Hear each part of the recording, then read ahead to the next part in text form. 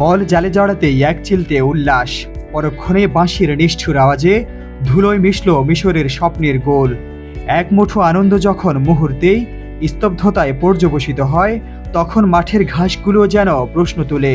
Argentina বনাম মিশরের সেই গোল বাতিল নিয়ে আজ ফুটবল বিশ্ব দ্বিধা বিভক্ত। কেউ বলছেন এটি ভুল সিদ্ধান্ত, কারো দাবি নিয়ম মেনেই করা হয়েছে। সাবেক রেফারি গ্রাহাম স্কট এই গোল বাতিলকে দেখছেন এক অমূলক বিচ্যুতি হিসেবে। তার ভাষায়, মিশরের গোলটি বাতিল করার সিদ্ধান্ত ভুল ছিল।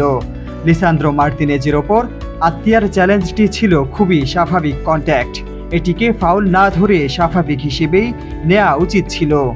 গোলপোস্ট থেকে শতগজ দূরে ঘটা এই ঘটনাকে তিনি ভিএআর এর সীমা লঙ্ঘন বলেই অভিহিত করেছেন।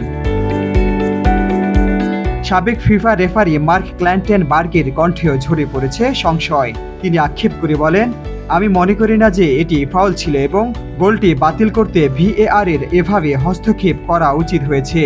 অবশ্যই বিশ্বজুড়ে বহু মানুষ এটিকে ভিএআর এর অন্যায্য হস্তক্ষেপ হিসেবেই দেখবে।